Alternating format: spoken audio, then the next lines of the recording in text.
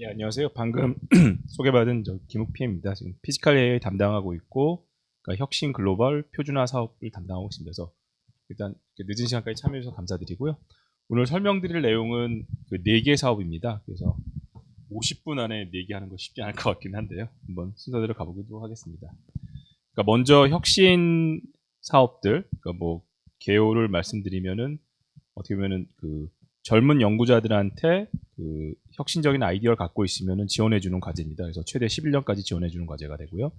그다음에 글로벌 같은 경우는 저희가 국제공동연구인데 그 최신 그 뭐랄까 최신 기술에 관한 사업들을 그 다른 나라랑 협력해서 하는 과제들을 좀 제안을 하고 있습니다. 7가지 과제가 진행될 거고요.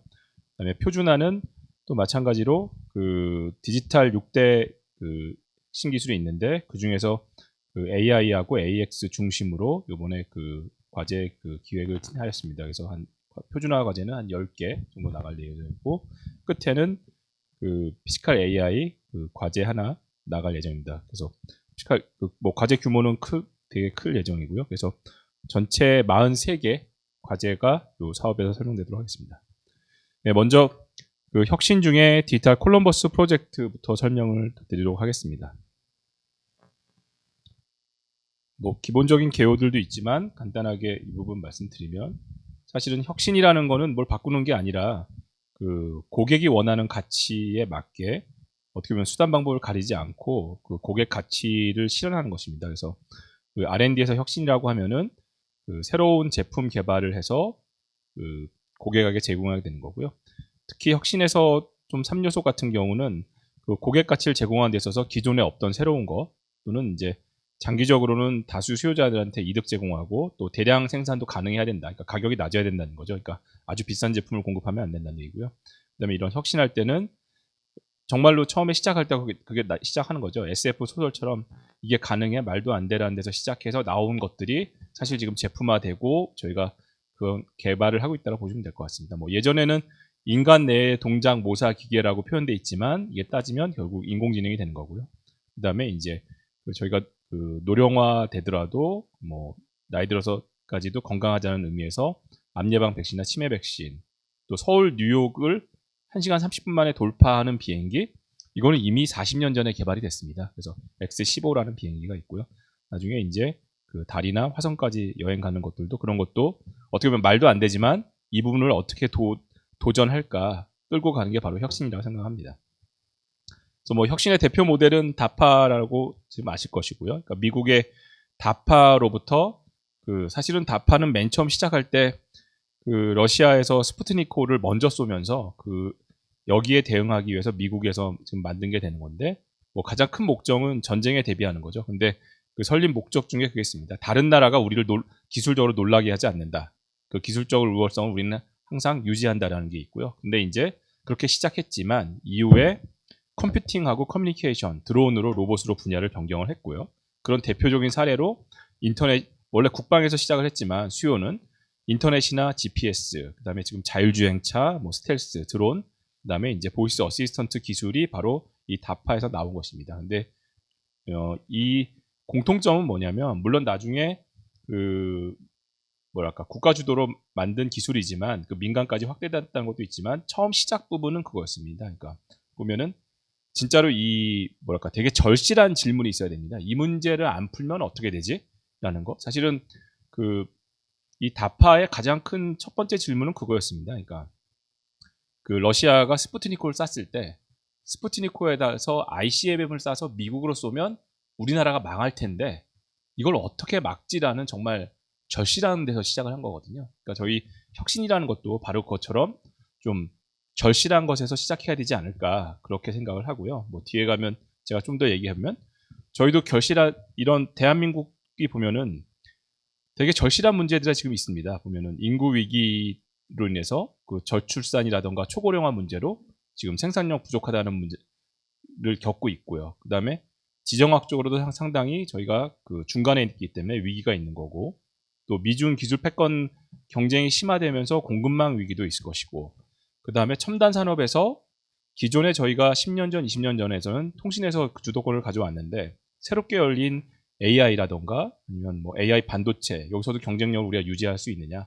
그다음에 기후 위기, 그다음에 또 앞에서처럼 의료비 증가되는 문제들, 그다음에 도시화가 심화되는 문제들, 이런 문제들이 상당히 절실한 문제들입니다. 그래서 이런 문제를 이 기술적으로 우리가 풀 수 있느냐. 그래서 그런 부분을 크게 보면 뭐 바이오 의료 분야, 그다음에 도시와 재난 안전, 에너지 탄소 중립, 모빌리티 우주 항공, 제조 서비스 로봇, 이렇게 크게 5개 분야로 산업 분야를 나누고 있고요. 여기에서 사실은 이 옆에 있는 절실한 문제를 풀기 위해서 다양한 방법이 시도가 되고 있습니다. 그게 이제 뭐 암 치료약이나 치매 예방약도 되지만, 저희가 사실은 가장 겪고 있는 거는 이 만성 질환이 여러 개가 복합적으로 오면서, 그러니까 사람들이 그 수명이 짧아질 수 있다는 게 가장 큰 위기 중에 하나입니다. 그래서 이 복합 질환이나 만성 질환에 대해서 어떻게 사전에 진단하고 치료할 것이냐, 이 부분이 큰 하나의 그 질문이 되는 거고요. 마찬가지로 도시하고 재난 안전에서도 분명히 재난은 점점 커지고 또 재난이 또 연쇄적으로 일어나고 있습니다. 그래서 저희가 이전에 이런 사업이 많았었는데, 그 재난을 예측하는 사업들이 많았는데, 이제 그걸 떠나서 재난이 발생한 다음에 얼마나 빨리 재난을 복구할 거냐, 정상화할 거냐, 이런 사업 분야도 필요하다고 보고 있고요. 그 다음에 에너지 탄소 중립에 있어서도 결국은 그 에너지를 어떻게 그 안전하고 신뢰 있게 우리가 생산하고 운영하느냐라는 게 있고, 지금 자율주행차가 많이 나오고 있지만 결국에는 이 자율주행차가 사람이 모는 것보다 그 사고율을 현저하게 낮출 수 있느냐, 그러니까 10분의 1로 낮추는 기술은 무엇인가, 그런 걸 묻는 것이고요.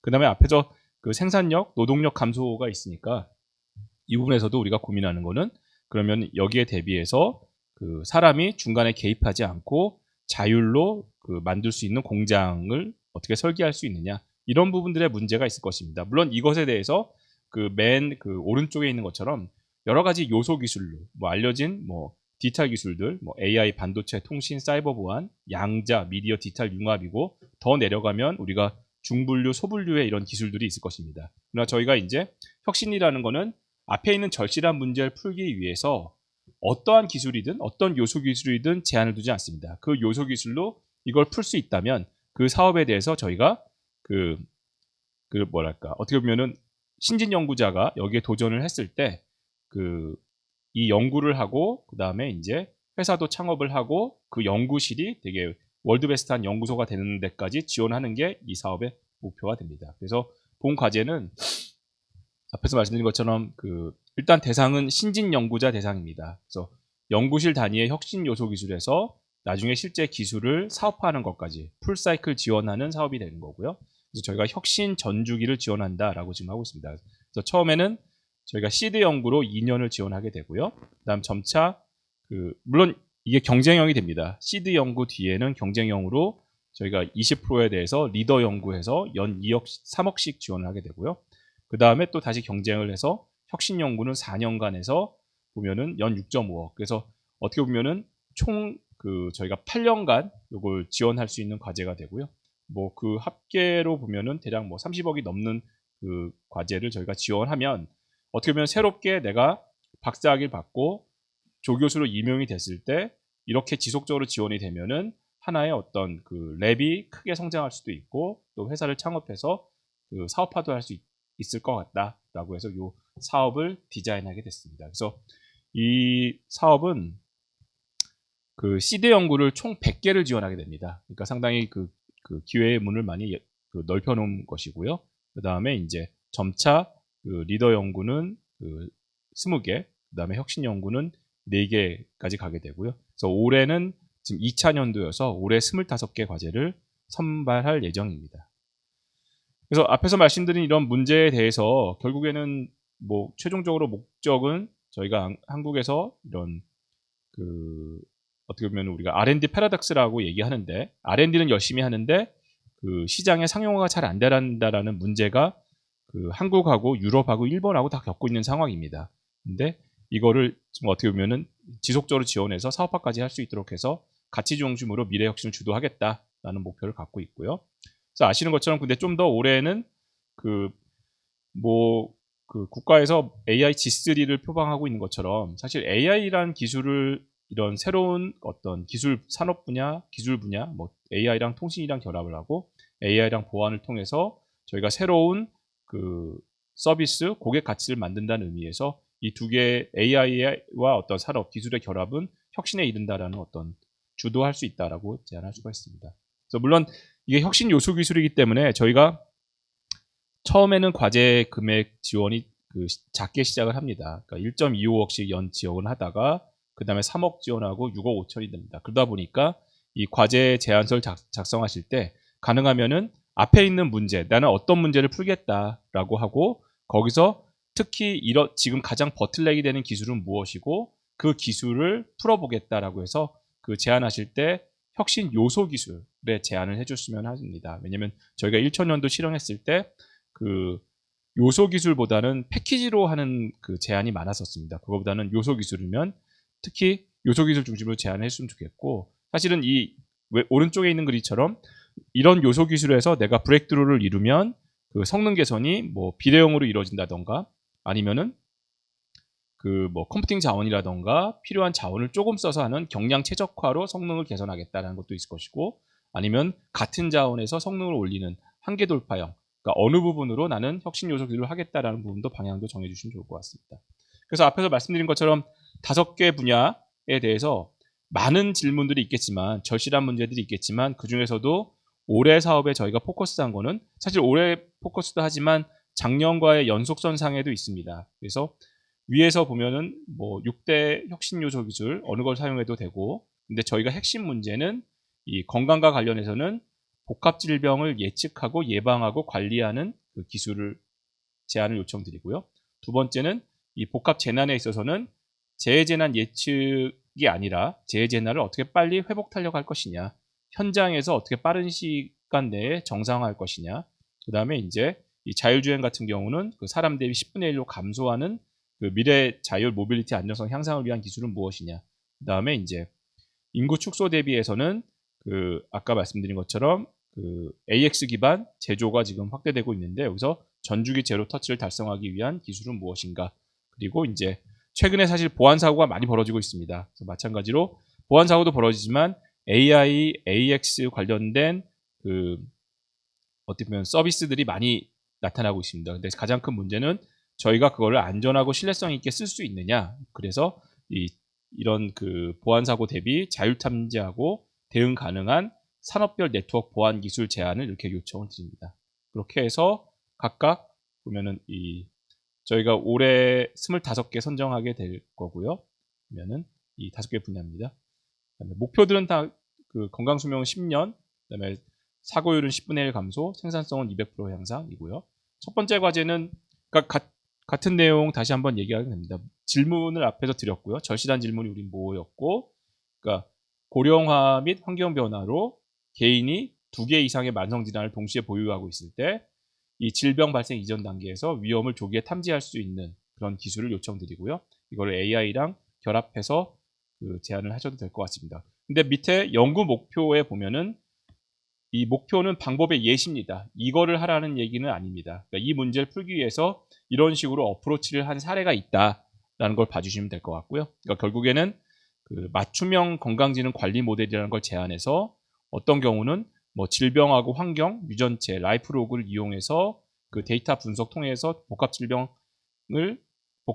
어떤 상호작용 정량화하고 그 다음에 각각 질병의 그 인과 경로죠. 이 질병 다음에 어떤 질병이 일어날 가능성이 크다라는 거를 추론한 다음에 그 다음에 이제 그 뒤에 인과상관관계를 통해서 정밀하게 어떤 병이 발생할 가능성이 있으니 그거에 대해서 어떤 조치가 필요하다 이런 얘기가 어떤 방법의 예시로 들고 있는 것입니다. 이 페이지를 보실 때는 저희가 이 방법을 하라는 얘기가 아니라 이 질문은 정해드린 거고요. 질문에 대해서 어떤 방법이든 하셔도 됩니다. 마찬가지로 재해재난에 대해서도 빠르게 회복 탄력하는 방법에 대해서는 어떤 것이든 제안하셔도 되는데 밑에 그냥 예시로 이런 부분들이 참고로 드린 것입니다. 보면 그러니까 멀티모달 데이터 기반으로 피해 위험도를 예측하는 게 있고 그다음에 현장에서 AI 기반으로 실시간으로 빨리 의사결정할 수 있는 그런 코어 기술들이 무엇이냐 그런 걸 개발을 통해서 데이터 증강 합성 통해 가지고서 빠르게 회복 탄력할 수 있다라는 예시를 드는 거고요.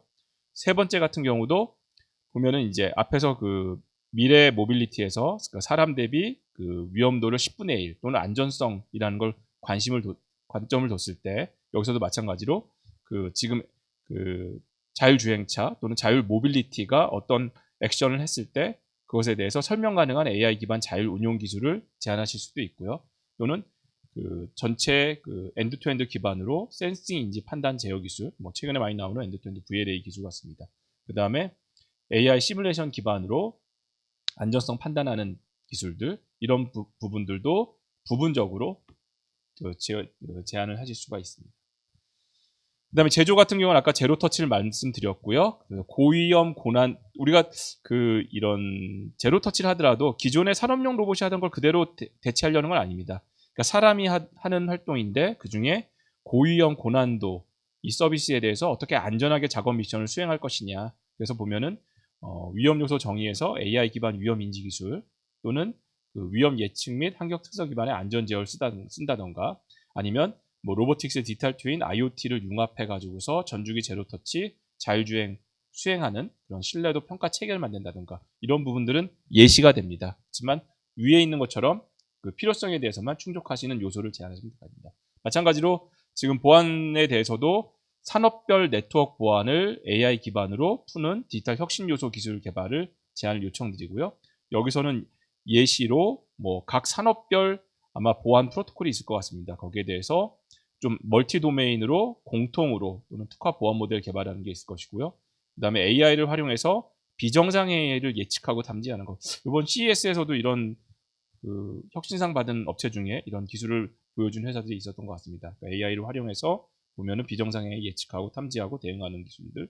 그다음에 실시간 수준으로 그 보안 위협 판별하고 경량화된 생성 AI 기반 탐지 모델. 그래서 이처럼 이 혁신 그 디지털 콜럼버스, 일종의 디지털 콜럼버스라는 거는 사실은 원래 그 미지의 세계를 찾아가는 거죠. 보면은 우리가 절실한 문제가 있는데 그 내가 어떤 방법을 쓰든 간에 한번 찾아가 보다 보면 그 목적에 도달할 수도 있고 또 목적에 못 가더라도 그 방법론들이 남습니다. 그래서 저희가 이 디지털 콜럼버스는 그 젊은 신진 연구자한테 기회도 많이 주지만 어떤 저희가 실패에 대해서 그 책임을 지지 않으셔도 되는 거고요. 어떤 방법론이든 도전 있게 제안해서 진행하셔도 됩니다. 그래서 뒤에 그 몇 가지 이 부분은 저희가 이 디지털 콜럼버스 설명드릴 때 질문을 많이 하시는 부분을 따로 정리를 해봤습니다. 그래서 앞에서 그러니까 디지털 혁신 요소 기술로 제안을 해달라 이 얘기는 그 이걸 풀기 위한 시스템 구축이나 플랫폼 구현을 하시지 마시고 뭐 소프트웨어나 하드웨어 또는 알고리즘 기반의 요소 기술로 제안해달라고 요청드리는 거고요.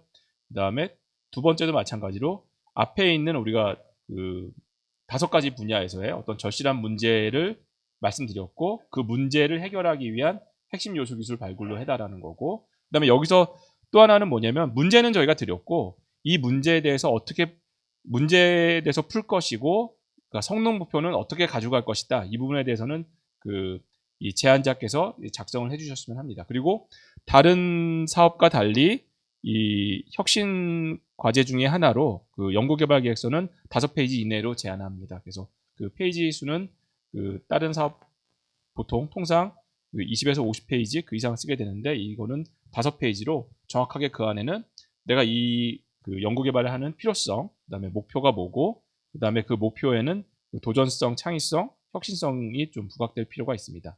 그리고 이제 추진 체계하고 파급 효과 및 결과 활용 방안이 필요하고요. 그래서 1단계 같은 경우는 요소 기술 아이디어 집중하는데 저희가 이제 2단계, 3단계로 가면은 이제 요소 기술의 그 검증 실증이 2단계에서 될 것이고요. 3단계에서는 얘를 어떻게 상용화할 것이냐. 그러니까 3단계에서는 패키지라고 시스템 구축이 포함될 것입니다. 그러면서 3단계에서는 기업이 포함되게 됩니다.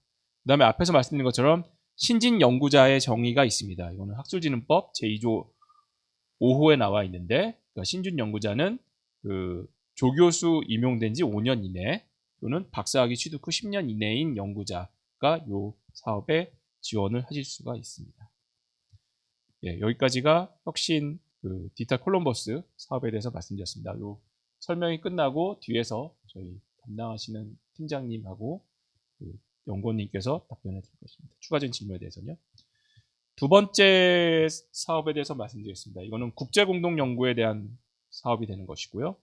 마찬가지 국제공동연구도 보면은 앞에서 저희가 디지털 6대 혁신 기술을 계속 정의하고 있습니다. 그래서 그 AI하고 AI 반도체, 그 다음에 이제 통신, 양자, 보안, 미디어가 있는데 그 분야에 대해서 어떻게 보면은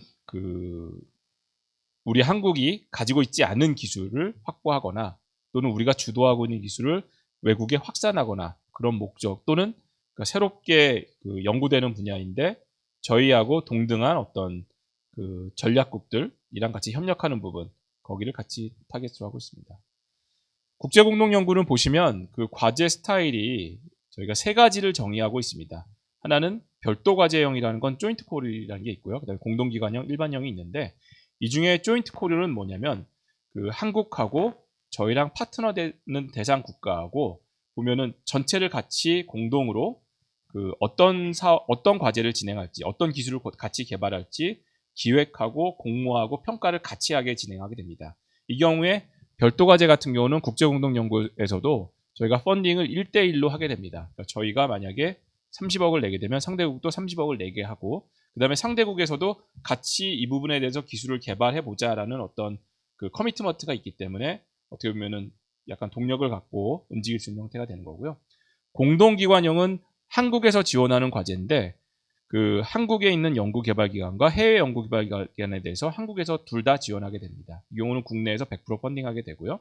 일반형 같은 경우는 한국 정부와 전문기관에서 국내 연구개발기관에 대해서 펀딩을 하게 되고 국내 연구개발기관이 펀딩 내에서 해외 연구개발기관의 연구비를 쉐어하는 형태로 되어 있습니다. 이 경우는 마찬가지 국내에서 100% 펀딩하는 형태가 되고 오늘 말씀드릴 것 중에는 저희가 조인트 콜 과제가 4개가 나갈 예정이고요. 그러니까 조인트 콜 같은 경우는 대상 국가가 정해져 있습니다. 그 다음에 일반형 과제가 3개가 나갈 예정이고 그 3개 중에 하나는 그래도 대상 국가까지 저희가 지정해 놓은 상황입니다. 보시면 될 것 같습니다.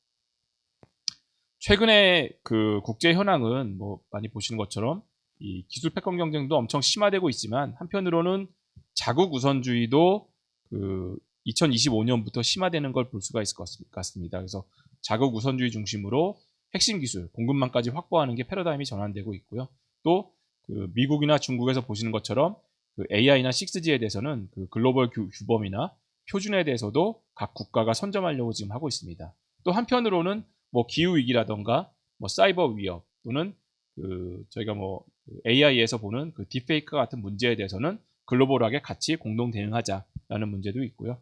또 저희가 2025년서부터 허라이즌 유럽에 저희가 정식으로 참여를 하게 되면서 여기에 대해서 참여해가지고 같이 진행하는 분야도 있습니다.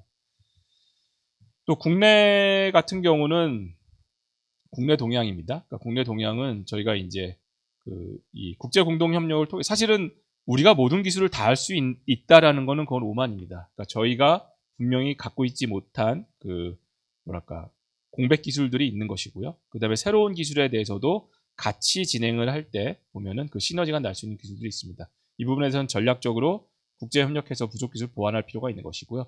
또 마찬가지 국제 공동 연구를 하는 데 있어서도 단지 마찬가지 R&D, 그러니까 저희가 논문에 그치지 않고 이거를 시장하고 성과 중심으로 하는 방향으로 많이 진행되고 있습니다.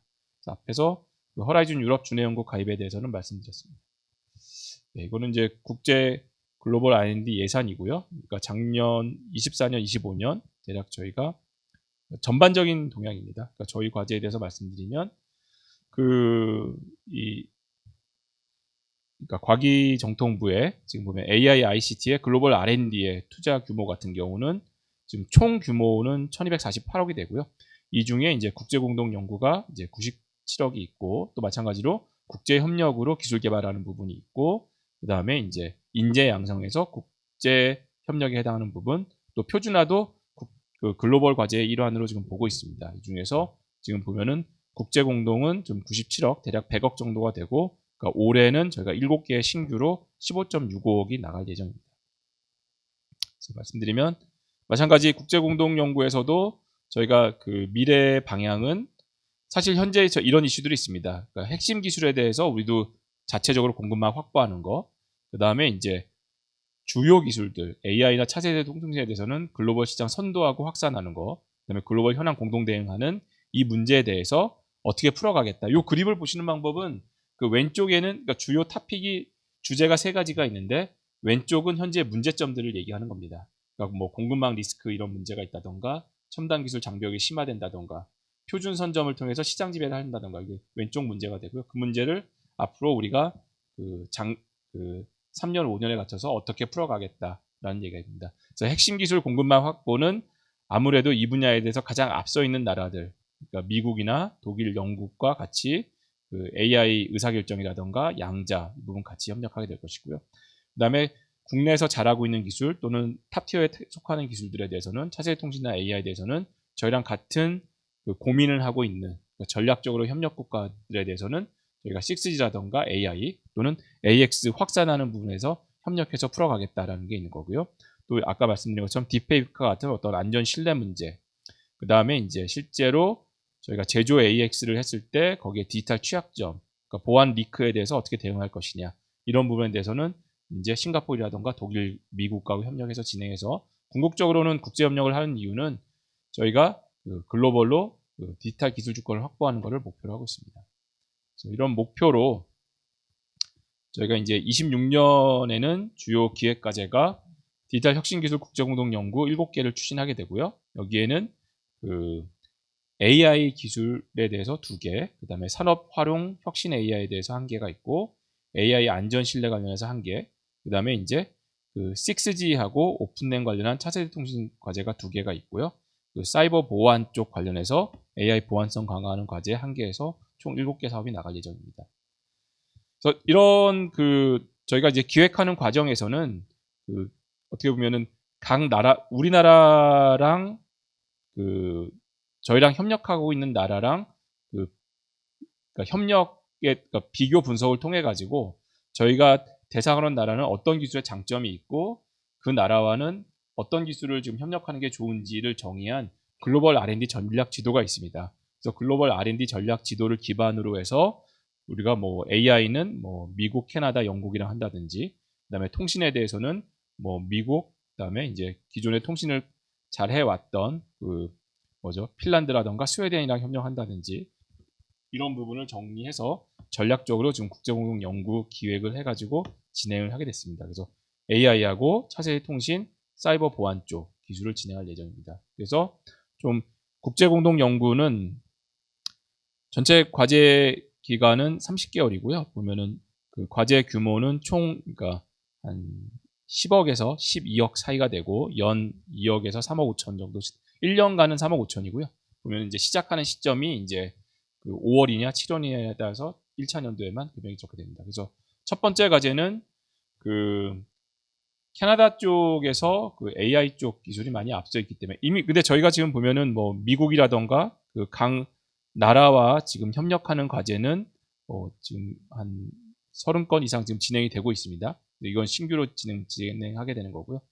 캐나다랑 공동으로 하게 한 거는 이제 장비 진단이나 유지 보수, MRO 문제를 해결을 위한 에이전틱 AI 시스템 개발을 캐나다랑 공동으로 진행하게 되고요. 그다음에 또 마찬가지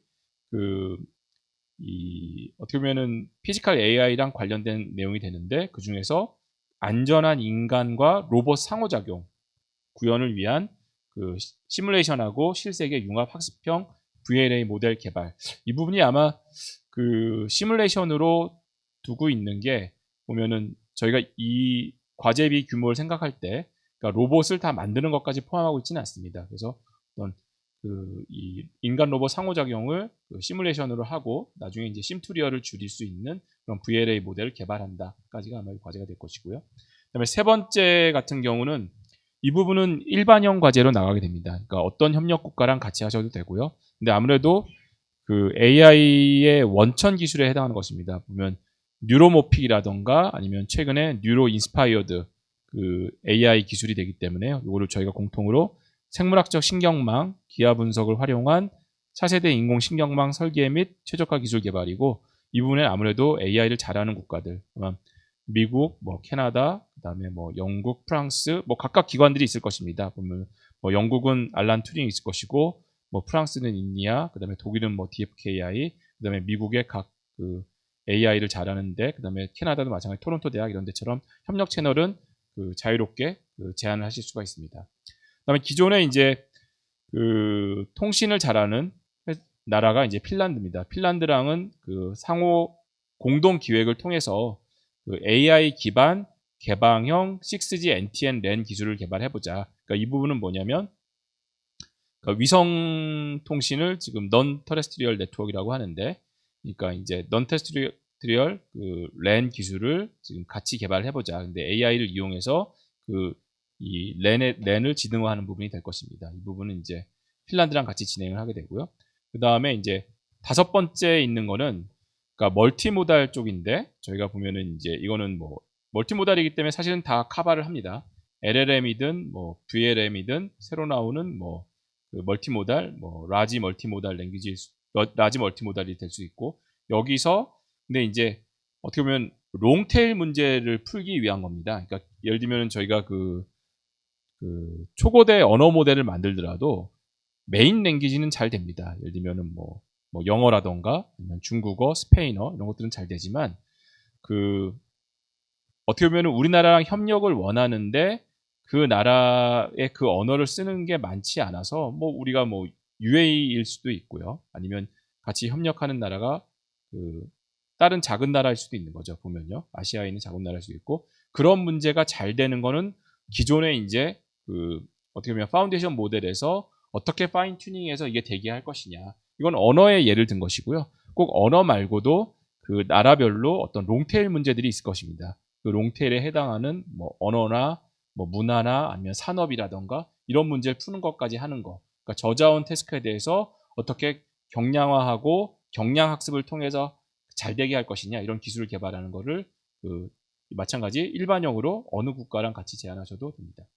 그다음에 독일에는 아무래도 제조 기술이 많이 앞서 있고 국내에도 제조 기술이 앞서 있지만 이 제조 기술의 보안 기술을 강화하는 부분이 있습니다. 그러니까 이 부분은 이제 독일의 국가랑 나가는 과제는 아니고 이거는 일반형 과제입니다. 그렇지만 가능하면 독일에 있는 연구기관하고 같이 일반형으로 제안을 요청드리는 게 그 AI 밤 보면 그 AI의 어떤 그 모델들의 어떤 내역이 될 것 같습니다. 그 빌 오브 머터리얼 기반 그 AI 공급망 신뢰성 및 보안성 강화 플랫폼 기술 개발을 이제 하시면 될 것 같습니다. 또 하나가 그 오픈랜 관련해서 마찬가지 이제 그 사람의 개입 없이 그 제로 터치로 오랜을 관리하는 기술, AI 기반 제로 터치 오랜 기술에 대해서 핀란드랑 같이 공동 연구를 그 기획을 하게 됐습니다. 그래서 결론적으로 말씀드리면 그 캐나다랑은 AI 관련돼서 2개의 그 과제를 기획을 했고요. 그다음에 이제 핀란드랑은 주로 이제 6G하고 NTN 중심으로 해가지고 6G NTN과 그 오랜 쪽 과제 2개를 기획을 했고요. 그다음에 그 뭐랄까 그 AI 밤 기반으로 하는 부분은 이제 그 보안성을 강화하는 거는 독일 기관하고 하는 일반형 과제가 됩니다. 그래서 또 하나는 일반형 과제가 3개가 있는데 그 앞에서 말씀드린 그 뉴로모픽이나 뉴로 인스파이어드 AI 기술을 하는 부분, 이 부분은 아무래도 기존의 트랜스포머 기반으로 하면 시간이 오래 걸리고 고전력을 쓰기 때문에 이 결국 생물학적 신경망을 하는 이유는 저희가 저전력에 고속으로 하는 AI 기술을 개발해 달라고 요청을 하는 겁니다. 이거는 일반형으로 요청을 드리는 거고요. 또 마찬가지 저자원 타스크에 적용 가능한 멀티모달도 일반형으로 제안해서 이 국제공동연구 7개 사업이 나가게 될 예정입니다. 네, 각각 과제 상세 사항은 다음과 같습니다. 앞에 설명드렸던 내용이 됩니다. 예, 이렇게까지가 디지털 콜럼버스하고 국제공동연구에서 말씀드렸고, 디지털 콜럼버스는 25개 과제, 그 다음에 이 국제공동연구는 7개 과제가 나가게 됩니다. 다음 표준화 쪽 말씀드리겠습니다. 그러니까 표준화는 사실은 그동안 그 한국이 잘해왔던 분야입니다. 그러니까 통신하고 그다음에 미디어 코덱 관련해서 되게 잘해왔던 분야고, 이 표준화 사업은 지금 30년째 진행을 하고 있습니다. 한국에서요. 근데 이제 아무래도 이제 새로운 기술들, AI 기술들 또는 뭐 AI 반도체, 양자, 이 기술에 대해서도 우리가 표준을 잘 대응하고 있느냐, 이 부분이 질문이 될 것이고요. 거기에 대해서 어떤 답변으로 다음 사업들을 기획하게 됐습니다. 당연히 표준에 대해서도 그러니까 미국, 중국, 유럽 같은 경우에 이걸 주도하기 위해서 지금 그 국가적으로 총력을 하고 있습니다. 그래서 미국 같은 경우는 그 23년에 그 핵심 신흥 기술, 그래서 크리티컬 이머징 테크놀로지에서 국가 표준 전략을 지금 수립해가지고 지금 진행을 하고 있는 상황이고요. 중국도 마찬가지로 이 신산업에 대해서 표준화하는 그 전략을 23년에 발표해서 지금 진행을 하고 있습니다. 그래서 중국은 특히 이제 그 심해서 어떻게 보면 되게 모든 R&D 과제에 대해서 표준화할 거를 그러니까 정부가 펀딩하는 모든 R&D 과제에 대해서 국내 표준, 국제 표준을 만들 걸 요청하고 있고요. 그 비율이 현재 60%로 올라서, 그러니까 모든 국가 R&D에 대해서는 60% 이상의 과제는 표준화를 추진하게 되어 있습니다. 그래서 아무래도 국제적으로 어떻게 보면 미중 기술 패권 경쟁 속에 약간 고립될 수 있는 거를 표준으로 돌파구를 마련하려는 어떤 국가의 정책이 있다고 볼 수 있을 것 같습니다. 마찬가지 미국이나 유럽, 중국 마찬가지 각각 표준화 전략을 내고 있고 발표하고 있고요. 한국도 여기 표시하지는 않았지만 한국도 2023년에 그러니까 6대 디지털 혁신 기술에 대해서 표준화 전략을 내서 지금 이 표준이라는 거는 6대 기술 중심으로 해서 지금 추진을 하고 있습니다. 6대 기술은 앞에서도 말씀드렸습니다. AI 반도체, 그다음에 양자, 보안, 통신, 그다음에 미디어 이렇게가 됩니다. 그래서 국내에는 지금 보면은 저희가 표준 인력이 많지는 않지만 국제적으로 지금 중요한 표준 기구에서 뭐 ITU에서는 저희가 보면은 실제 기술 기고문이라던가 의장단 수임에서 그러니까 2위 또는 3위를 차지하고 있고요. 미국, 중국에 이어서 그러니까 유럽보다도 많은 상황이죠. 그다음에 실제 3GPP 같은 사실 표준화 기구에서는 한국이 전체 의장도 지금 수임하고 있을 정도로 통신 분야 표준은 주도하고 있다라고 볼 수가 있습니다. 그래서 어쨌든 이 디지털 기술 국제 표준화를 통해서 우리나라 기술 경쟁력 주도권을 지속 확보하는데 이 표준을 활용할 필요가 있습니다. 어쨌든 표준이라는 거는 툴입니다. 표준이 목적은 아닙니다. 그러니까 표준이라는 툴을 이용해서 우리 기술을 주도하겠다라는 게 되는 거고요. 그래서 빨리 넘어가면 결국에는 현재 국가적으로 저희가 이제 AI G3 달성하는데 표준은 어떻게 이걸 활용할 것이냐라고 해가지고서 국가하고 민간이 좀 전략적으로 이 표준에 대해서 대응할 필요가 있다라는 거고, 그 다음에 AI 표준에 대해서 이걸 우리가 어떻게 해나가지 이렇게 생각하는 사이에 어떻게 보면 빅테크들은 막 치고 나가고 있습니다. 보면은 구글이라던가 엔스로피라던가 메타를 보면은 그 자체가 에이전틱 AI 프로토콜로 A2A라던가 MCP 같은 걸 만들고 민간을 완전 치고 나가고 있는데 저희가 지금 거기에 끼고 있지를 못합니다. 근데 어떤 좀 국가에서 이런 R&D 사업을 지원함으로써 거기서 적극적으로 우리 보이스를 올리고 그런 기술을 주도권을 가져갔으면 하는 게 이 기획의 의도가 됩니다. 그래서 결국 AI하고 디지털 표준 주도하고 또 AI G3 및 G 최초 상용화 견인을 목표로 하고 있습니다.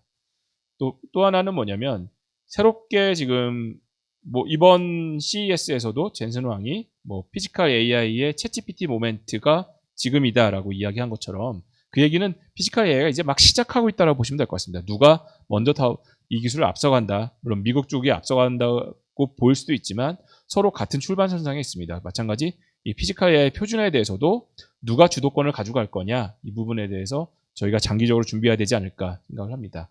그래서 이 부분은 이제 정보통신 표준화 사업 그동안 30년 동안 해온 개요를 말씀드리는 거고요. 그래서 결국의 목표는 저희가 신산업, 신시장 개척을 위한 게 목표가 되는 거고 표준은 툴입니다. 툴로서 활용을 하게 됩니다. 그래서 이걸 방법으로 그 안에 차세대 유망 ICT를 지원하는 사업이 있고요. 이 차세대 유망 ICT 사업 안에는 또 두 개의 내역이 어떻게 보면 중요하다고 생각하는 기술들, 정책을 실현하는 방법이 있고 또는 시장에서 이 부분이 중요하다. 이 부분에서 우리가 표준을 끌고 갈 필요가 있다는 시장 수요용으로 우리가 차세대 유망 ICT 사업을 지원하는 게 있고요.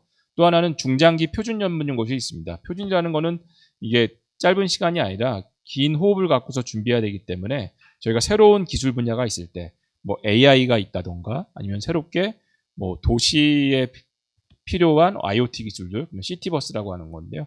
그러니까 이런 것처럼 AI나 양자나 시티버스, 그러니까 새로운 어떤 기술들이 나왔을 때 이 부분에 대해서 중장기로 이 표준에 대한 대응을 하자라는 게 중장기 표준 전문 연구실이 됩니다. 그래서 올해는 이 정책 실현형, 시장 수요형, 중장기 표준 전문 연구실에서 표준 과제가 10개가 나갈 예정입니다. 작년에 표준 과제가 6개였는데요. 작년 대비 지금 올해 10개로 좀 늘어서 나갈 예정입니다. 그래서 보면은 표준은 10개 과제가 나갈 예정이고 전체 규모는 35억에서 그러니까 각 과제당 평균 연단입니다. 그러니까 연 3억이지만 전체는 12억에서 15억 많이 나가는 거는 40억까지 지원하는 사업이 있습니다. 그래서 그 앞에서 정책 실현형, 전문 연구실, 시장 수요형 말씀드렸고요. 이 부분은 전체 지금 표준에 어떤 사업들을 하고 있는지 앞에서 저희가 6대 디지털 혁신 기술을 말씀드렸고 그 6대 디지털 혁신 기술에 대해서 그 AI나 AX, 그다음에 통신, 사이버 보안, 미디어 코덱, 피지컬 AI에 대해서 얼마나 촘촘하게 지금 저희가 지원을 하고 있다라는 걸 말씀드린 거고요. 그 중에서도 근데 들여다보면 AI가 상당히 기술이 많은데 표준이 지금 우리가 실내 안전성에 대해서만 좀 포커스하고 있다는 게 있습니다. 그래서 사실은 실내 안전성에 대한 표준 지원도 저희가 작년에 지원을 해서 3개 과제가 지원을 하게 됐고요. 그럼 결국에는 AI 기술에는 실내 안전성도 있지만 AI의 핵심 인프라 기술도 있고요. 또 AI를 다른 산업에 확산시키는 AX 표준도 있을 것입니다. 그래서 AI의 핵심 인프라 기술, AX 표준, AX 분야 이런 분야에 대해서 표준을 지원하게 될 것이고요. 그 다음에 이제 통신과 그 다음에 사이버 보안 쪽에 대해서도 이번 새롭게 지원하는 과제가 나갈 텐데 그 내용 안에는 결국은 AI하고 컨버전스하는 분야 기술이 됩니다. AI 기반 어떤 네트워크 관리하는 부분, AI 기반 어떤 디지털 ID 관리하는 부분, 이 사이버 보안 나가게 되고요. 그다음에 신규 표준 선점으로 피지컬 AI가 내년에 나갈 예정입니다. 그래서 2025년에는 앞에서 말씀드린 것처럼 AI 신뢰성 안전성에서 저희가 그 AI 학습에 쓰는 데이터, 그다음에 AI의 모델, AI의 전체 시스템에 대해서 그 안전성 및 신뢰성 관련 국제 표준 그 지원하는 사업이 나갔고요. 그다음에 디지털 혁신 기술 관련해서는 보면은 이제 통신, 그다음에 이제 AI, 뭐 지능형 네트워크 관련해서 사업이 나갔고, 그다음에 이제 시장 수용 같은 경우는 저희가 ICT 분야의 그 분야에 관계없이 모든 분야를 지원하는 걸로도 나갔었습니다. 26년에는 저희가 그 AI 그 핵심 인프라 쪽 표준 기술, 그다음에 AX 기술, 표준 기술에 대해서 그 각 3건씩 6건의 지원이 나갈 예정이고요. 그다음에 디지털 혁신 기술은 이번 26년에는 6G하고 사이버 보안 쪽, 그다음에 이제 피지컬 AI는 새로운 분야로 표준 전문 연구실이 지금 나갈 예정이고, 그다음에 수요 분야는 저희가 기술 분야를 결국에는 이전에 많이 하고 있는 부분 앞에서 보면 AI하고 AX하고 통신하고 사이버 보안은 이미 커버를 했습니다. 그래서 우리가 6대 디지털 혁신 기술 중에 커버하고 있지 않은 미디어 쪽에 대해서 이번에 시장 수요용을 내달라라고 해서 이번에 시장 수요용은 미디어 관련 기술로 나갈 예정입니다. 그 뭐 양자는 작년에 나갔기 때문에 저희가 올해 포함하지 않았습니다. 그래서 그 앞에서 말씀드린 것처럼 결국에는 그 26년에는 저희가 그 AI 표준 주도를 통해서 그 결국 AI G3 달성하는 걸 지원하겠다라는 걸 목표로 하고 있고요. AI 핵심 인프라 관련해서 3개 과제, 그다음에 AX 기술 관련해서 3개 과제. 그러니까 AX 핵심 인프라 중에서는 그 중에서도 지금 보면은 우리가 핵심 기술로 여겨지고 표준에서도 다루고 있는 주제들입니다. 결국에는 저희가 그 앞으로 이제 우리가 이 뭐죠? 그 언어 기반의 초거대 그 언어 모델들이 있는데 이 부분이 이제 그 IoT 기기 위에 또는 로봇 위에 또는 다양한 그 디바이스 위에 올라갈 것입니다. 그래서 온 디바이스 AI 모델이 올라가도록 하는 어떤 경량 프레임워크 구조하고 전체 모델 간 연동하는 표준 기술 이것에 대해서 지금 지원을 할 예정이고요. 그 다음에 두 번째는 결국은 그 AI 레디 데이터라는 게 있습니다. 그러니까 데이터 학습에 적합하도록 그 데이터를 어떻게 보면 수집하고 정제하고 그다음에 가공한 그다음에 학습에도 활용하고 이런 과정을 전체를 파이프라인으로 끌고 가는 그래서 AI 레디 데이터 처리 파이프라인 기술 개발이 나갈 예정이고요. 그다음에 또 하나 분산 GPU는 뭐냐면 저희가 GPU가 한 곳에 모여 있는 게 아니라 그게 보면은 뭐 온프레미스에 있을 수도 있고 클라우드에 있을 수 있고 또 서로 다른 클라우드에 있을 수 있습니다. 이런 거를 한 번에 모아서 학습시키는 방법에 대해서 분산 GPU 연동 표준 개발에 대해서도 그 기획이 나갔습니다. 그다음에 AX 기술 관련해서는 결국 AI 기술이 새로운 어떤 그 기존에 있는 분야들에 들어갔을 때 어떻게 적용될 것이냐. 그래서 디지털 트윈에 들어갔을 때는 그 디지털 트윈 지능화 프레임워크 부분이 있을 것이고요. 그 다음에 이제 그 능동형, 그러니까 액티브하게 생활 지원하는 기술 개발, 그 다음에 지금 자율주행에서 차에서 많이 얘기 나오는 엔드 투 엔드 자율주행 시스템 표준 개발, 이 부분에서 사업이 나갈 예정입니다. 상세한 부분은 다시 한번 뒤에서 보도록 하겠습니다. 그다음에 정책 실현형으로는 우리가 디지털 혁신 기술 지원하는 건데 통신하고 보안 쪽을 지원할 예정입니다. 그다음에 통신의 경우는 AI 에이전트 기반 차세 통신 네트워크 자동화 기술이 될 것이고요. 그다음에 보안 기술 같은 경우는 이 부분은 사실은 앞에서 저희가 그 A2A라던가 그 MCP 그리고 에이전틱 AI가 민간에서 많이 진행되고 있는데 그래도 이 부분은 그 국제적으로 공통된 기술을 써야 되지 않느냐라고 할 때 그 부분이 이제 신원이라던가 자격증명 호환하는 부분이 될 것입니다. 그래서 이 부분에 대해서는 AI 에이전트 기반 이기종 플랫폼 활용을 위한 신원 및 자격증명 상호연동 프로토콜 표준에 대해서 저희가 과제 기획을 하고 이 부분이 나갈 예정입니다. 그다음에 피지컬 AI 표준 전문 연구실, 표준 전문 연구실은 좀 약간 장기적으로 해야 되기 때문에 이 과제 같은 경우는 8년을 지원하게 되고요. 총 46억을 지원할 예정입니다. 그다음에 시장 수용으로는 아까 말씀드린 것처럼 방송 미디어 분야가 될 것이고요. 앞에 빼먹은 게 앞에 있는 그 AI 표준 6개 같은 경우는 3년간 그 지원하게 되는 과제가 되고요. 이 디지털 혁신 기술 같은 경우는 5년간 지원하게 됩니다. 그러니까 차이점은 뭐냐면 이 디지털 혁신 기술 같은 경우는 저희가 이제 표준의 어떤 그 라이프 사이클을 고려해서 그러니까 표준을 승인시킬 뿐만 아니라 그 표준에는 저희가 갖고 있는 기술과 특허 기반으로 표준을 승인시켜야 될 것이고요.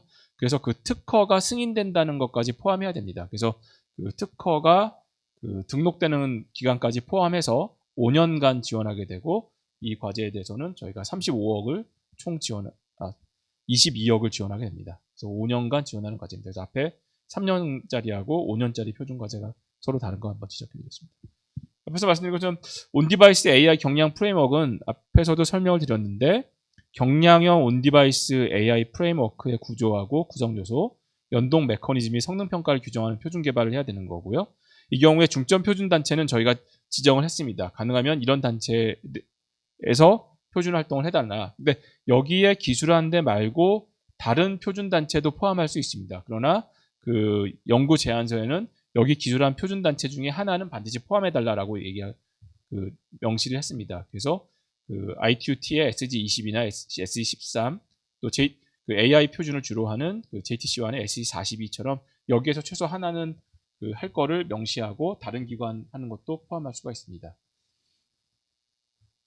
아마 AI 모델이기 때문에 뭐 ONNX 같은 부분, TensorFlow Lite, Core ML 이 부분도 포함해서 진행할 수가 있는 부분입니다. 그다음에 아까 인공지능에 학습 적합한 데이터 처리 및 파이프라인 같은 경우는 지금 보면 데이터가 되게 다양한 형태로 지금 들어오는데 이거를 학습에 적합하도록 그 자동 변환하기 위해서 데이터 전체 수집하고 처리하고 정제 저장하는 전과정 자동화하고 이 과정에서 품질 검증하고 그 다음에 이력 추적하고 메타데이터 관리하는 것까지 그 AI 레디 공개 데이터를 제공하기 위한 기술 표준 개발을 요청드리고요. 이 경우도 앞에서 말씀드린 것처럼 중점 표준 자체는 ITUT SG13하고 그 다음에 클라우드 표준을 주로 만드는 JTC1의 SG38 AI 표준 만드는 SG42를 포함해 줄 것을 요청드리고 있습니다. 분산 GPU 같은 경우는 뭐 앞에서 그 취지는 말씀드렸고요. 중점 표준 자체가 그 ITUT SG13 그 다음에 JTC1의 그러니까 주로 AI 쪽 표준, 클라우드 쪽 표준을 많이 다루는 데가 됩니다. 그래서 SC38하고 크로노스 그룹 여기에서의 표준은 활동은 포함해달라라고 요청드리고 있습니다. 마찬가지 이 내용은 개념은 인공지능과 기계학습을 디지털 트윈에 적용해서 결국은 이제 실제 생활을 실제 세계를 가상 세계에서 미리 돌려보는 거죠. 그래서 시스템 상태 예측하고 최적의 운영 방안 제시하는 게 디지털 트윈이 될 텐데 여기서 그 신뢰 보장하고 자율적 의사결정, 실시간 최적화, 지속적 학습이 가능하도록 통합 프레임워크 표준을 만드는 부분이 될 것이고 이 기술에 대해서는 ITUT의 SG20, 그 다음에 JTC1의 SG41, ISO의 TC184에서 이 부분을 다루고 있기 때문에 최소한 이 중에 하나를 포함해달라고 요청드리겠습니다. 마찬가지 AI 기반 능동형 같은 경우는 이 부분은 뭐냐면 그 스마트 기기들이 서로 정보를 주고받아서 이건 한 예가 될 것입니다. 어떤 고령자나 그 노약자의 어떤 건강과 생활 상태를 실시간으로 모니터링해서 지원하는 어떤 능동형 생활 지원 서비스 제공할 기술 표준 개발이 되고요. 이 경우는 이제 어떤 그 어떻게 보면 그 표준이 이제 사람들이 필요로 하는 기술 분야에 좀 적용하는 하나의 어떤 그 라이프 기술하고 통합됐다고 볼 수 있을 것이고요. 여기에 표준 단체는 또 여기 기술되어 있는 것처럼 확인하시면 될 것 같습니다. 그래서 그 ITU-T와 그 JTC1의 SG17, 27, 37에서 관련이 있다고 볼 수가 있습니다. 그 다음에 AI 기반 엔드투엔드 자율주행, 그러니까 우리가 엔드투엔드 VLA 통해서 지금 어떻게 보면은 되게 코너 케이스까지 지금 잘 되는 그런 경우가 지금 보여주고 있는데요. 테슬라 같은 데서 보면은. 그래서 이 엔드투엔드 자율주행 시스템 지원하기 위한 운영 구조 및 상호 운영성 확보를 위한 표준 개발이 될 것이고요. 이 표준 단체는 그 ITU-T SG21도 있지만 실제 이 ITS 관련해서 ISO TC22라던가 TC204에서 그걸 논의하고 있고요. 그 다음에 이제 미국 자동차 협회인 SE라던가 그 다음에 코베사, 소피에서 관련된 그 표준을 진행하기 때문에 여기에서의 표준을 포함해 줄 것을 요청드리고 있습니다. 예, 모빌리티에 관련된 표준 기획을 해서 제안합니다. 그 다음에 이제 결국엔 이제 6G 또는 5G가 될 텐데요. 5G나 6G에서 AI 에이전트를 이용해서 네트워크를 자동화하고 최적화하는 기술이 됩니다. 이걸 통해서 보면은 그 네트워크 자원하고 트래픽 서비스를 자율적으로 제어하는 기술이 될 것이고요. 이거는 ITU-T뿐만 아니라 저희가 사실 표준 단체인 그 3GPP의 SA2 워킹그룹 네트워크 표준을 만드는, 그 다음에 SA5는 네트워크 관리를 만드는 단체입니다. 거기서 표준 활동을 포함할 걸 요청드리고 있고요. 또 이제 앞에서 말씀드린 AI 기반 그 신원 및 자격 증명 상호 연동 프로토콜에 대해서도 그 ITU-T에 특히 이제 보안 쪽 기술 많이 만드는 곳입니다. SG17이라던가 SG20이 있고 그 JTC1에서도 관련된 표준 단체가 있습니다. 여기에서의 어떤 표준 제안을 하시면 될 것 같습니다. 여기의 목적은 이 앞에서 그 AI 에이전트 기반 차세대 통신 네트워크 자동화하고 AI 에이전트 기반 이유종 플랫폼 활용을 신원 및 자격증명 상호연동 프로토콜은 저희가 이제 국제 표준 승인도 있지만 그 특허까지 그 등록이 되는 것을 요청을 드리고 있는 사항으로 저희가 5년간 지원하게 됩니다. 그 다음에 지금 피지컬 AI에 대해서 사실 이 컨셉이 작년부터 나왔습니다. 물론 미국이나 중국은 3년부터 피지컬 AI에 대해서 연구를 했고 지금 저희보다 앞선 결과를 보여주고 있지만 표준화에서도 지금 시작 단계에 있습니다. 그래서 이 새로운 분야에 대해서 그 주도권 확보가 필요하고 여기에 대해서 어떻게 보면 표준화 의제를 선정하고 그다음에 표준 어떻게 보면 그 분과도 만들고 국제 표준화 리더까지 끌고 가는 중장기의 표준 전문 연구실 지원을 하게 되는 것이고요. 이 표준 전문 연구실 같은 경우는 그 목표에 있는 것처럼 6가지 그 목표가 있습니다. 그래서 어떤 표준화 기구의 거버넌스 레벨의 정책위원회 대응이고요. 여기서 저희가 관련된 국제 표준화 기구는 주 1회 표현해 놨습니다. 그래서 여기에는 그 어떻게 보면 중요한 국제 표준 단체들, 그러니까 되게 상위 그룹들이 있고요. 그다음에 이제 두 번째 목표는 그 위원회 그룹을 신설하거나 위원회나 분과 표준 그룹 신설하고 의장단 수임하는 부분 포함하고 있고요. 그 다음에 이제 이 새로운 기술 분야에 대해서 이 표준이 어떻게 가야 될지, 뭐 아키텍처 요구사항, 프로토콜까지 만드는 어떤 선행적 표준 개념 정리 발표가 있고, 그다음에 한국이 주도해야 된다는 부분이 있습니다. 그다음에 이제 기술위원회 활동에서 실제로 기술을 반영한 어떤 표준 제안하고 승인하는 것까지 포함한 게 이제 표준 전문 연구실이고, 아마 제가 알기로 8년이지만 그러니까 5+3으로 2단계입니다. 그래서 1단계에서 한번 그 평가하는 단계가 있고 연장해서 최대 8년까지 진행하게 되는 과제입니다. 이 경우는 46억을 지원하게 되는 과제가 될 것입니다. 네, 관심 많이 갖고 참여 부탁드립니다. 그 다음에 시장 수요용으로 앞에서 말씀드린 것처럼 그러니까 자유공모긴 한데 분야를 저희가 앞에서 그 AI 관련된 그 AI 표준 관련된 게 6개 나갔고 통신하고 보안이 한 건 한 건씩 나갔기 때문에 그 앞에서 커버하고 있지 않은 거를 시장 수요용으로 이번에 공모가 나왔습니다. 그래서 지원 분야는 그 ICT 관련 방송 미디어 기술 분야고요. 당연히 이 방송 미디어에서도 그 우리가 보면은 이 그 3D를 표현한다던가 아니면은 이 실감 미디어 하는 부분이 지금 최근의 트렌드고 또 새롭게 이 부분이 표준화로 열릴 가능성이 큽니다. 그래서 몰입형 경험을 제공하는 그 실감 미디어를 위한 AI ML 기반 그 3D 공간 표현 데이터의 효율적인 부호화 기술 표준 개발이 이번에 이 시장 수요용으로 제안을 드리는 거고요. 이 경우는 뭐 예로 뭐 포인트 클라우드 기술이라던가 3D 가우시안 스플래팅 이런 어떤 코딩 기술들이 그 예로 들 수 있습니다. 그래서 근데 하나는 좀 이 시장 수요용 같은 경우는 관련 기술을 갖고 있는 기업이 주관이 되고 그다음에 대학하고 연구기관이 참여할 수 있습니다. 예, 여기까지 표준화 과제 10개를 설명을 드렸고요. 많은 경우는 그 기존의 그 6대 디지털 혁신 기술에 대해서 표준 지원을 많이 해왔고 지금은 저희 정부가 AI G3를 표방하고 있는 것만큼 AI 표준에 대해서 안전 신뢰성 이외에도 AI를 구현하기 위한 어떤 핵심 인프라 기술, 그 다음에 AI가 다른 산업에 적용되는 AX 표준 기술들, 이 분야에 대해서 집중적으로 기획을 해서 이번에 나가게 됩니다. 그렇지만 꼭 AI만 하는 게 아니어서 그 통신하고 보안 기술, 미디어 쪽에 대해서도 그 표준 그 기획을 해서 이번에 나가게 되었습니다. 예, 제가 지금 많이 왔는데요. 여기까지가 예, 그 어떻게 됐죠? 제가 혁신하고 글로벌하고 표준 사업에 대해서 말씀드렸고요. 하나 더. 자, 앞에서는 제가 42개 과제를 말씀드렸고요. 그 과제 같은 경우는 작게는 연당 1억에서 그 디지털 콜럼버스 같은 경우는 1억 2,500에서 시작을 하고요.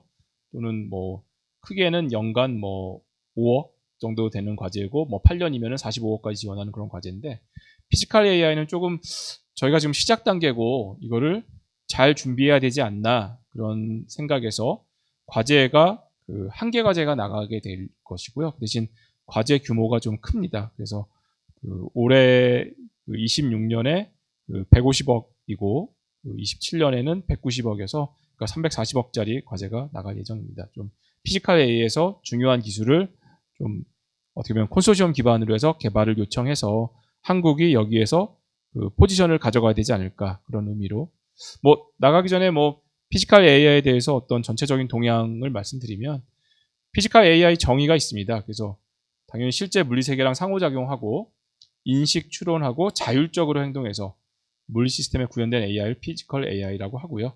근데 지금 보시는 것처럼 제조나 유통 물류, 자율주행, 그다음에 이제 서비스 산업, 의료 돌봄, 국방에 그러니까 모든 산업에 영향을 주기 때문에 저희가 그 관심을 갖고 전 세계에서 물론 미국, 중국, 그다음에 일본, 독일처럼 이 AI 기술, 그다음에 이제 제조업이 강한 나라, 그다음에 기존에 로봇을 잘해왔던 나라들이 관심을 갖고 있습니다. 그래서 저희가 볼 때도 5개 나라가 중점적으로 하고 있지 않나.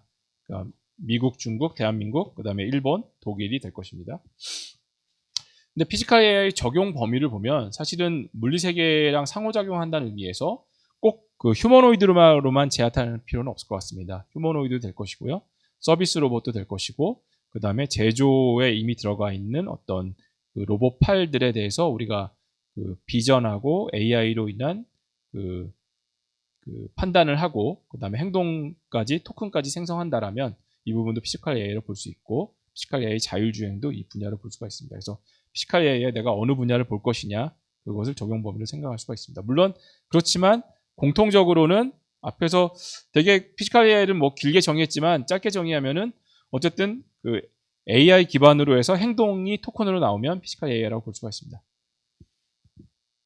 피지컬 AI 시장 전망은 사실 작년에는 이미 한 그 어떻게 보면 2빌리언, 그러니까 3조 이상의 어떤 그 매출이 있었고요. 이미 뭐 중국에서는 10,000대 이상 로봇을 만들었다고 하니까요.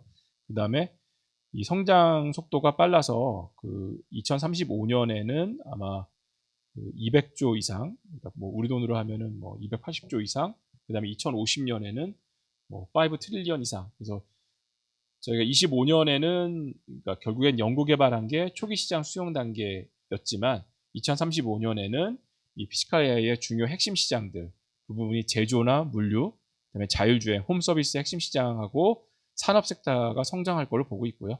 2050년에는 뭐 산업 전반에 확산되고 일상 내재화될 거라고 이 부분은 이제 뭐 모건 스탠리라던가 베인 앤 컴퍼니에서 지금 그 아이디어를 주고 있는 것입니다. 예측을 하고 있습니다. 그래서 피지컬 AI에 대해서 사실 미국이나 중국 입장에서는 상당히 지금 보면은 뭐 국가의 명운을 걸고 하고 있다라고 볼 수 있을 것 같습니다. 그래서 뭐라고 얘기하냐면은 제가 앞에서 혁신 시작할 때 그 미국 스푸트니크 쇼크 얘기했듯이 그때 그게 우주 전쟁의 시작이었는데요. 미국과 러시아의 그것처럼 이 피지컬 AI에서의 누가 기술 패권을 가지고 가느냐가 우주 전쟁하고 좀 똑같다라고 지금 미국에서는 말하고 있습니다. 그래서 현 시대의 우주 전쟁이다라고 얘기하고 있고요. 여기에 맞게 미국 같은 경우는 그 AI 액션 플랜, 그리고 이제 조금은 그 미국은 AI를 중심으로 한 어떤 그 범용 그 피지컬 AI 파운데이션 모델 만들고, 그다음 범용의 컴퓨팅 플랫폼을 만들고, 지금 어떤 그 시뮬레이션 플랫폼까지 만드는 그 기술을 개발하고 있고요. 그다음에 실제로 제조 공장에 테슬라라던가 아니면 피규어 AI 같은 경우는 테슬라 자기 공장하고 그다음에 BMW 공장에 넣어서 그 로봇을 지금 테스트를 하고 있습니다. 또 마찬가지 중국도 마찬가지입니다. 중국은 사실은 전 세계 제조 국가 1위기 때문에요. 보면은 이 제조에 로봇을 넣기 위해서 지금 진행을 하고 있고요. 중국은 27년에 이 피지컬 AI 분야에서는 세계 최고가 되겠다라고 하면서 정책적으로 대규모 투자하고 조달을 하고 있고요. 이 조달이란 얘기는 뭐냐면 정부가 직접 사실은 로봇을 지금 휴머노이드가 수요가 많지 않은데 그걸 생산을 엄청 많이 하고 있습니다. 작년에만 10,000대가 넘었다라고 하는데요. 근데 그 수요를 만들어주는 역할을 정부가 하고 있습니다. 그러니까 정부가 전력회사랑 휴머노이드 회사랑 매칭을 한다든지, 전력회사랑 그다음에 전국에 있는 그 학교랑 매칭을 한다든지, 그다음에 정부가 이제 통신회사랑 매칭해서 그 휴머노이드를 사용하고 있고요. 그래서 또 각 도시를, 중요한 도시들, 북경이나 상해, 항저우, 선전을 로봇의 중점 도시를 만들어서 투자를 하고 있습니다. 또 AI에 대해서도 미국 같은 경우는 그 글로벌 파운데이션 모델을 구글이라던가 메타 또는 이제 스타트업들, 피지컬 인텔리전스 이런 데 주도하고 있는데, 중국 역시 자기네 자체 파운데이션 모델 확산하기 위해서 빨리 진행하고 있습니다. 이렇처럼 두 나라가 지금 경쟁하고 있다고 볼 수가 있습니다. 근데 한편으로는 저희 이번 CES에서 보셨듯이 그래도 그 피지컬 AI를 한국이 시작한 지 1년밖에 안 됐지만 어느 정도 가능성을 많이 보여줬던 한 해였던 것 같습니다. 그러니까 기존에 이미 미국이나 중국은 3년 전에 준비를 해왔고, 근데 이제 저희는 1년밖에 안 됐지만, 그러니까 제조업이 우리 국가 굉장히 주력 엔진이라는 거, 또 AI 생태계가 최근에 LLM 기반으로 만들어지는 거, 그다음에 이제 기존에 이제 이미지 센서나 또 액추에이터 토크 센서 만드는 부분에 있어서 부품에서 강점이 있기 때문에 이 전체적인 걸 결합하면 피지컬 AI에서 한국이 어떤 산업 도약할 수 있다는 의미가 볼 수 있을 것이고요. 근데 피지컬 AI를 하는 데 있어서 앞에서도 말씀드렸지만 산업용 로봇이 이미 하고 있는 거, 잘하고 있는 걸 우리가 대체하고자 하는 건 아닙니다. 그러니까 사람이 지금 하고 있는 어떻게 보면 3D 작업이 되는 거죠. 보면 어렵고 복잡하고 더러운 거, 그거를 로봇이 대신하게 하는 거고요. 그런 부분이 아마 롱 호라이즌 리즈닝 또는 복잡한 일이 하는 부분이 됐고, 그런 예들은 제가 한번 여기 설명해왔습니다. 그러니까 단순히 하나의 개별 작업이 아니라 그런 작업들이 쭉 그 행동 계획을 통해서 AI 기반으로 행동 계획을 수립해서 좀 진행하게 되는 그런 내용들이 될 것이고, 제조나 물류, 농업, 그 다음에 이제 홈에서 그 각각의 어떤 용도들을 볼 수가 있습니다. 개발 영역이 상당히 많습니다. 보면요, 궁극적으로는 피지컬 AI 모델을 만들어서 그 칩 위에 올려가지고 로봇에서 운영하는 것입니다. 근데 이제 이 AI 모델을 학습하기 위해서 결국엔 실데이터 기반으로 우리가 그 모방 학습을 할 수도 있는 거고요. 또는 그 시뮬레이터 위에서 강화 학습을 할 수가 있고, 또 하나는 이 시뮬레이터가 합성 데이터를 생성을 해서 그 AI 모델 학습하는 방법이 있습니다. 근데 이 로봇의 경우에 실데이터, 당연히 품질 좋은 실데이터 기반으로 학습도 하겠지만 실데이터가 많지 않기 때문에 저희가 합성 데이터 생성을 통해서, 그러니까 실제랑 똑같은 합성 데이터 생성을 통해서 이 로봇을 학습시킬 필요가 있습니다. 그러면 그 저변에는 당연히 데이터 팩토리하고 또 GPU 같은 게 지원이 돼야 될 것이고요. 그 다음에 그 온 디바이스에서 돌아가는 AI 반도체가 중요한 것입니다. 이 중에서 하나만 말씀드리면 그 피지컬 AI에는 여러 가지 모델이 있습니다. 실제로 그 로봇에 탑재돼서 돌아가는 거는 피지컬 AI 모델이 되는 거고요. 이 피지컬 AI 모델은 그러니까 비전이라던가 어떤 명령어라던가 촉각이라던가 이런 로봇의 상태가 들어가서 실제로 행동을 토큰을 내는 거고요.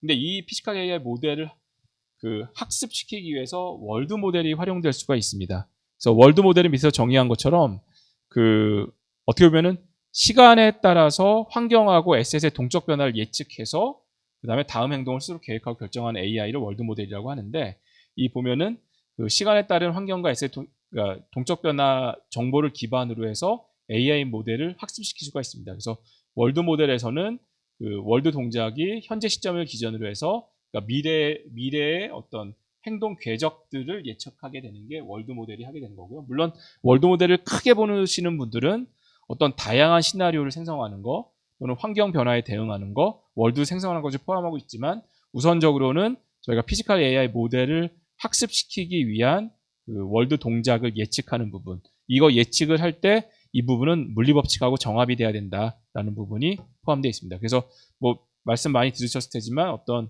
핀하고 월드 모델하고 피지컬 AI 모델하고 이런 어떤 레이어가 있다라고 보시면 될 것 같습니다. 그래서 저희 사업에서는 이 월드 모델을 그 개발을 하되, 월드 모델을 어떻게 보면 스크래치부터 개발을 하되, 그러니까 피지컬 AI 모델을 학습하기 위한 월드 모델이어서 피지컬 AI 모델하고 월드 모델을 페어로 개발할 것을 요청드리고 있습니다. 그래서 이 그림에서 보시는 것처럼 그 월드 모델을 결국에는 피지컬 AI 모델 학습하기 위한 용도로 하게 되고, 그 다음에 이제 이 목적은 어쨌든 나중에 이 기반을 하는 거는 장기 복합 작업이라던가 비정형 작업, 위험 작업을 하는 거기 때문에 단순한 스킬보다는 조금 이 장기 복합 작업에 대해서 어떤 데이터들을 모아줄 것도 요청을 드리고 있습니다.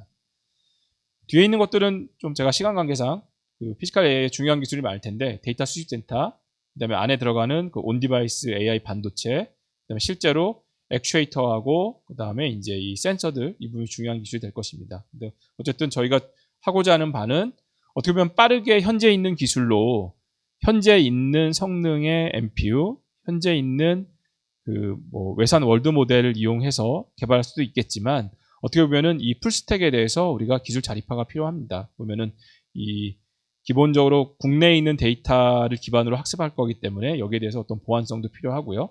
그 다음에 나중에 이 피지컬 AI 모델이 국내 공공이나 국방에도 사용될 수가 있습니다. 그래서 소버린 차원에서도 필요할 수가 있고요. 또 피지컬 AI 같은 경우는 나중에 안전성이라는 게 상당히 중요한 문제가 됩니다. 안전사고가 생겼을 때 누가 책임을 질 것이냐.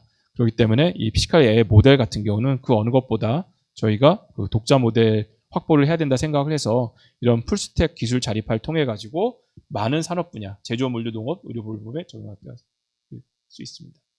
그래서 앞에서 피지컬 AI는 결국에는 저희가 피지컬 AI 선도 기술 개발에서 앞에 제시한 것 중에 가장 우리가 지금 취약하지만 반드시 가져야 될 부분에서 그 월드 모델 개발하는 것과 이거를 피지컬 AI 모델 학습을 위한 월드 모델에서 두 개를 페어로 개발할 걸 요청드리고요.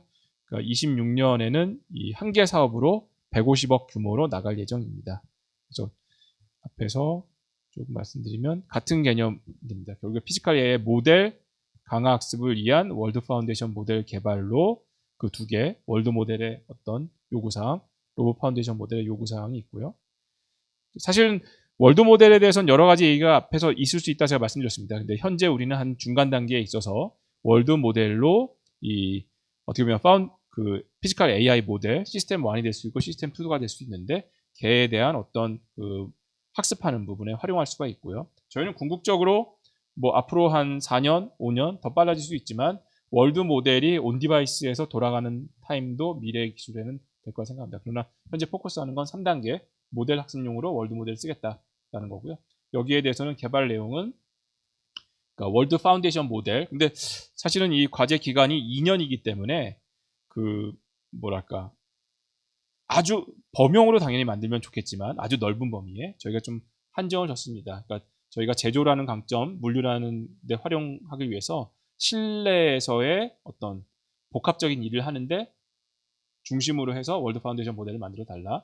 그 다음에 로봇 파운데이션 모델도 실내에서의 어떤 복합적인 일을 하는데 로봇 파운데이션 모델을 만들고, 그 다음에 이제 앞에서 말씀드린 것처럼 이 월드 파운데이션 모델 같은 경우는 물리 정확도가 있어야 됩니다. 그래서 다중 물리 기반으로 돼야 된다는 부분.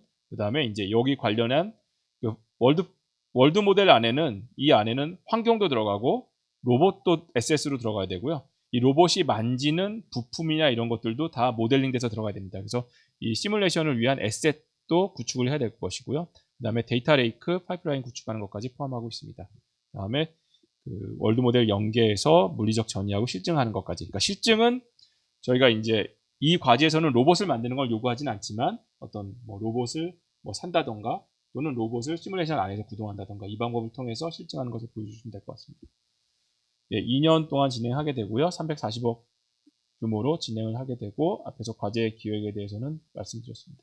네, 여기까지 제가 4개 사업 그래서 말씀드렸고요. 마지막으로 피지컬 AI 쪽에 대해서는 그러니까 월드 모델을 개발하시되 피지컬 AI 파운데이션 모델 학습을 위한 월드 모델을 개발해서 2개를 페어로 개발할 것을 말씀드렸습니다.